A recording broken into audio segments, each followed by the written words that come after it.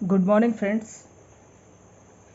आज हम अपना चैप्टर नंबर जो 2 है ना, चैप्टर 1 हमने कंप्लीट कर लिया था। अब चैप्टर 2 हम करेंगे जो कि है महत्तम समापवर्तक तथा लघुत्तम समापवर्तक। ठीक है, इन दोनों में डिफरेंस है दोस्तों। डिफरेंस ये है कि महत्तम जो है वो समापवर्तक है तथा लघुत्तम जो है वो समापवर्तक है। ठीक है, और HCF एंड LCM इनको बोलते हैं, आपको पता ही है सारा। ठीक है कि नहीं। अब मैं आपको एक बात बता दूं कि हमारा जो लास्ट नंबर सिस्टम के जो वीडियोस थे वो यूट्यूब पर तो अपलोड हुए हैं, लेकिन किन्हीं टेक्निकल कारणों से इंस्टाग्राम पर अपलोड नहीं हो पाए हैं। ठीक है, तो फर्स्ट कमेंट में मैंने उसका लिंक दे दिया है, आप कंप्लीट वीडियो देख लेना, बिकॉज कि वो रील्स के फॉर्म में ही डल पाया है और कंप्लीट वीडियो उसका इंस्टाग्राम पर नहीं अपलोड हो पाया। और अगर आपने इंस्टाग्राम पर हमें फॉलो कर रखा है तो बहुत अच्छी बात है, आप यूट्यूब पे हमारे चैनल को भी सब्सक्राइब कर लेना ताकि आपको सारे वीडियोस मिलते रहें। ठीक है, अभी हम देखेंगे चैप्टर 2 हमारा जो है जिसको हम करने वाले हैं। इसमें सबसे मेन एक डेफिनेशन है हमारे लिए जो हमको करना है, तो उसके लिए जो है वो गुणनखंड तथा गुणज, दो चीज़ें हैं हमारे पास, गुणनखंड और गुणज। तो अगर हम देखें तो गुणनखंड वो चीज़ें हैं, है ना, जिनको हम फैक्टर बोलते हैं। ठीक है कि नहीं, और गुणज जो है हमारे मल्टीपल होते हैं। ठीक है, तो अगर हम देखें यदि P Q को पूर्णतः विभाजित कर दे, P क्या है, Q को पूर्णतः विभाजित कर दे, यानी Q divide by P is equal to कुछ भी कंप्लीट कोई नंबर आ जाए, 2 आ जाए, 3 आ जाए, इस टाइप से कोई भी कंप्लीट नंबर आ जाए, यानी पूर्णतः विभाजित कर दे। ठीक है कि नहीं, पूरा पूरा डिवाइड हो जाए किस P से Q। ठीक है, तो P को Q का गुणनखंड कहते हैं, और इस कंडीशन में P को Q का और Q P का भी क्या रहेगा, गुणनखंड रहेगा। ठीक है कि दोनों एक दूसरे के क्या रहते हैं, फैक्टर रहते हैं। तथा Q जो है, Q को P का क्या बोलेंगे, गुणज कहते हैं। Q को P का गुणज कैसे कहते हैं, जैसे अगर हम देखें तो ये जो है P, Q कहीं ना कहीं P के टेबल में आता है ना। आगे हम एग्जाम्पल देखेंगे तो आपको क्लियर हो जाएगा। ठीक है कि नहीं, यानी P के टेबल में Q आएगा तो गुणनखंड है, सीधी सीधी बात है, और Q के टेबल में अगर P आता है तो वो भी गुणनखंड है। लेकिन अगर P के टेबल में Q आता है तो हम उसको P का क्या बोलेंगे, गुणज भी बोलेंगे, यानी मल्टीपल भी बोलेंगे। ठीक है कि नहीं, एक्सप्लेन कर देता हूँ मैं। 5 15 का गुणनखंड है। अगर हम देखें तो 5 जो है वो कहीं ना कहीं किस में आता है, 15 में आता है, यानी 5 से 15 पूरा पूरा क्या हो जाएगा, डिवाइड हो जाएगा। तथा 15 5 का गुणज है। अगर हम 5 का टेबल ले, इसका 5 का अगर हम टेबल ले, 5 का अगर पहाड़ा लें, तो कहीं ना कहीं उसमें 15 क्या होता है, उसमें आता है। अगर 15 नहीं आता है तो उसका गुणज नहीं है, यानी मल्टीपल नहीं है, और अगर 15 आता है 5 के टेबल में तो वो उसका क्या है, गुणज है। ऐसे अगर हम देखें तो 2 14 का क्या है, गुणनखंड है, यानी 2 जो है वो 14 को पूरा पूरा डिवाइड करता है। आप देखो 14 को अगर डिवाइड कर दे 2 से तो 7 दूनी कितना हो जाता है, 14, 7 बार में पूरा चला जाता है। तो 2 है, 14 को क्या करता है, पूरा पूरा डिवाइड करता है। तथा 14 जो है वो 2 का गुणज भी है, यानी 2 के पहाड़े में कहीं ना कहीं 14 जरूर आता है, यानी उसका क्या है, वो मल्टीपल भी है। आप देख लेना, अगर आता हो तो गुणज है और नहीं आता है तो नहीं है। सिंपल आ गया वो, आशा करता हूँ आपको समझ में गुणनखंड और गुणज तो आ ही गए होंगे। इसके बाद अब हम चलते हैं कहाँ पर, अब हम चलते हैं आगे। जो हमारा क्वेश्चन है महत्तम समवर्तक, उसकी परिभाषा इस प्रकार से है। महत्तम समापवर्तक जिसको बोलते हैं मस, 2 या 2 से अधिक संख्याओं का महत्तम समवर्तक वह बड़ी से बड़ी संख्या है। महत्तम समवर्तक क्या है, वह बड़ी से बड़ी संख्या है जो दी गई प्रत्येक संख्या को पूर्णतया विभाजित करती है। वह बड़ी से बड़ी संख्या जो कोई संख्या दी है उसको पूरी पूरी विभाजित कर देती है, यानी कोई ऐसी संख्या है जो क्या करती, कोई भी संख्या दी है, 2 दी है, 3 दी है, 4 दी है, ऐसी संख्याओं को क्या करती, कोई एक संख्या जो बड़ी से बड़ी रहती है वो उसको पूरा पूरा डिवाइड कर देती है। ठीक है कि नहीं।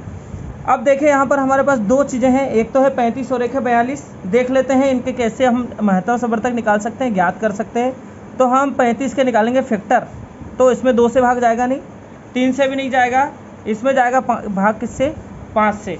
अगर 2, 3, 5, 7 कब किससे भाग जाता है, क्या उसका रूल्स, अगर वो आपको देखना है तो आप हमारे पुराने वीडियो को देख लीजिएगा, आपको सारा क्लियर हो जाएगा कि कब किस नंबर से कौन कौन सी संख्याओं में भाग चला जाता है, कौन सी संख्याओं में नहीं जाता, सारे रूल्स आपको वहाँ पर बताए गए। तो 5 7 जा कितना हो गया 35 और यहाँ पे आ गया 1, ठीक है। और हम निकाले 42 के फैक्टर निकाले तो 2 का दिया भाग, 2 दूनी 4, 2 एकम 2।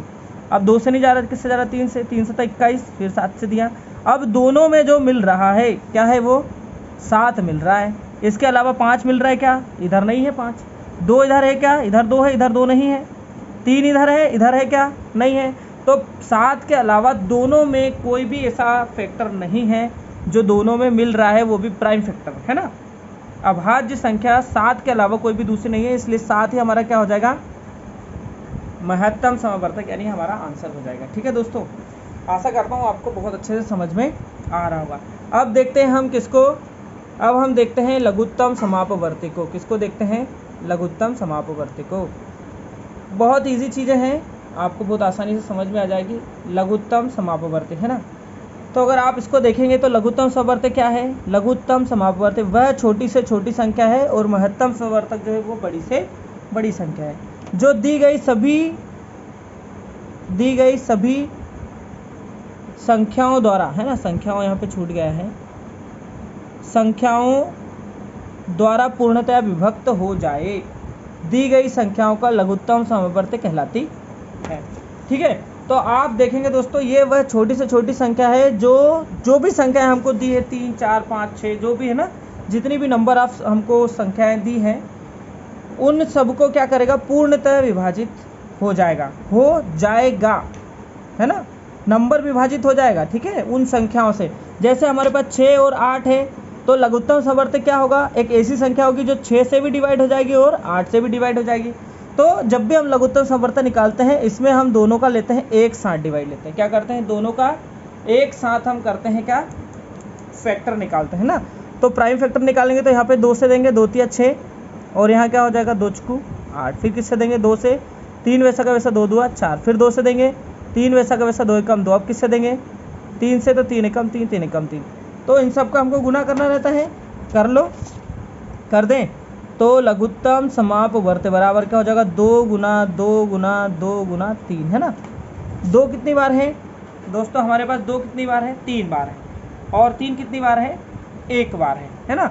2 है 3 बार और ये है 3 1 बार। ठीक है, इनका सबका गुना कर लेते हैं, तो 2 दूनी कितना हो गया, 4, 4 दुआ कितना हो गया, 8, और 8 3 कितना हो गया, 24 हो गया दोस्तों। तो 24 जो हो गया वो हमारा क्या आ गया, आंसर आ गया, क्या आ गया, हमारा आंसर हो गया है। ठीक है, ऐसे ही हमारे पास 2 छोटे छोटे और फार्मूले और रूल्स हैं, जिनकी अगर हम डेफिनेशन देख लें, जिनको हम फार्मूले अगर याद कर ले, तो हमारी चीज़ें क्या हो सकती है, बहुत अच्छे से और सॉल्व हो सकते हैं ना। 2 है, देखोगे ज़रा आप, तो देखेंगे आप, तो 2 संख्याओं का गुणनफल, यानी कोई संख्या है पहली संख्या और क्या है, दूसरी संख्या। ठीक है कि नहीं, इन दोनों का गुणनफल जो है वो महत्तम समवर्तक, इन्हीं दोनों संख्याओं के, पहली संख्या और दूसरी संख्या के महत्तम समवर्तक और इन दोनों के लघुत्तम समवर्तक के गुणनफल के बराबर होता है। ठीक है कि नहीं, एक फार्मूला ये है। एक क्या, भिन्नों का हमको निकालना है महत्तम समवर्तक, कोई भिन्न दी है 2 अलग अलग, उनका हमको महत्तम समवर्तक निकालना है, तो अंशों का हमको निकालना पड़ेगा महत्तम समवर्तक, जो कि हमको इधर फाइंड करना है, वो निकालना है पहले अंशों का, और हरों का क्या हो जाएगा, लघुत्तम समवर्तक। ऐसे ही भिन्नों का अगर हम लघुत्तम समवर्ती निकालें, क्या निकालें, लघुत्तम समापवर्ती, तो इसमें अंशों का इधर महत्तम निकालना था, तो अंशों का महत्तम, तो इधर लघुत्तम निकालना है, तो अंशों का लघुत्तम समवर्तक, और हरों का क्या हो जाएगा, महत्तम समवर्तक। सिंपली ये चीज़ें हैं जो कि अगर आप लर्न कर लेते हैं तो बहुत ही आपको फ़ायदा मिलने वाला है इस चैप्टर में। और आपसे निवेदन है कि जो भी आपको डेफिनेशन लिखाई जा रही है, इसको बढ़िया से याद कर लें, अपनी कॉपी में नोट्स बना लें, ताकि ये आपको क्या है, आगे भी काम आती रहे। इसके बाद हम क्या करेंगे, प्रैक्टिस करेंगे क्वेश्चन की, जो भी डेफिनेशन इंपॉर्टेंट थी इस चैप्टर की, वो हमने आपको राइट करवा दी हैं। इसके अलावा इसका बेसिक कुछ भी नहीं है।